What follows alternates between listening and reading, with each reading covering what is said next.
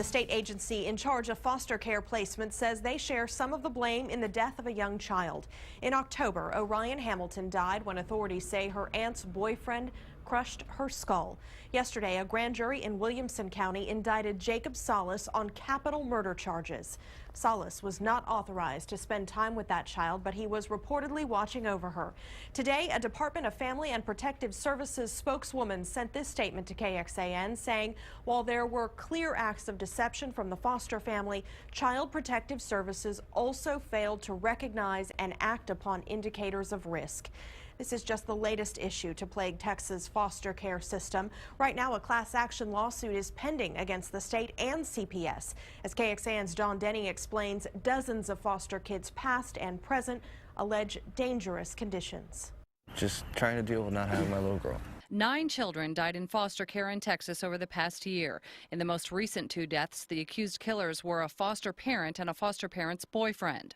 And now a federal court has given the go-ahead for this class action lawsuit to move forward. It's filed on behalf of 12,000 children in foster care in the state of Texas, and some of the allegations are disturbing. Some specific cases in the lawsuit detail what some foster children have endured.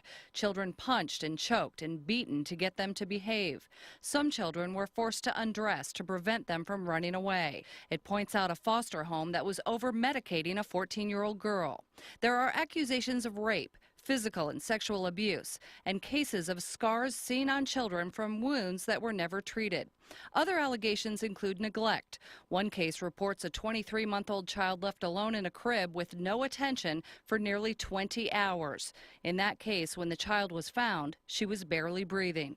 The lawsuit criticizes the required monthly visits. In fact, it reads, in 2008, the federal government fined the state of Texas $4 million because CPS did not perform the required monthly visits to children in foster care. Now, the suit is still pending, and attorneys want the cases reduced and more oversight. In Orien Hamilton's case, the state and Lutheran Social Services both performed announced visits, but the Department of Family and Social Services says they do not know whether any unannounced visits were ever done.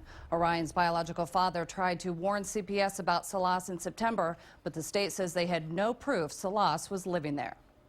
All right, Don, thank you very much. You know, foster agencies can receive a lot of money from the state. This is a list of partner foster agencies with more than $100,000 worth of contracts with CPS. There are 20 pages here.